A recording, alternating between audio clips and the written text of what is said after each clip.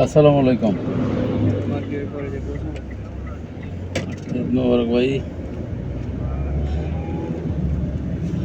না, সুস্থ অসুস্থ, শরীর ভালো ছিল না ভাই, অবস্থা ভালো না। জ্বর, কাশি, ঠান্ডা, বুঝেন না।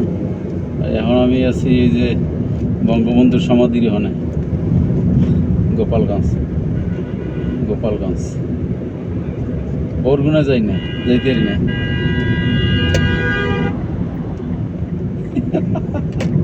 এই যে বঙ্গবন্ধুর সমাধির এখানে নামাজ পড়লাম ভাই, এই উঠলাম আবার। আছে আছে, কয়েকজন পাইছি তো, 5-6 জন আছে। হ্যাঁ, আছে 5-6 জন। তো ভালো আছেন তাইলে? বলেন। জি। বেনারসির পল্লীর কোনটা, যেটা হয়ে গেছে নতুনটা?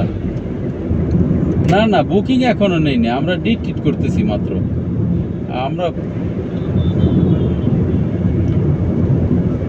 না না না, দোকান করা যাবে না, মানে ডাক্তারের বাড়ি তো, অত্যাধুনিক বিল্ডিং হবে, বেসমেন্ট হবে ভাই।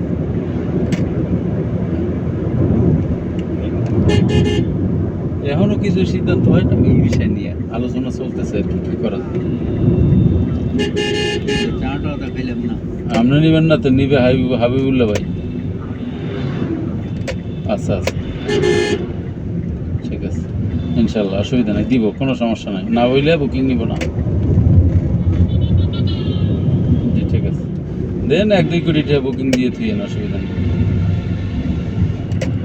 ইনশাল্লাহ ইনশাল্লাহ বলবো, আপনার না বললে কিছু করবো না ইনশাল্লাহ।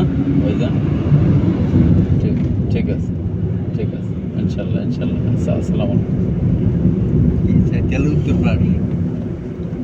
হ্যাঁ, গাজী 10 নম্বরে।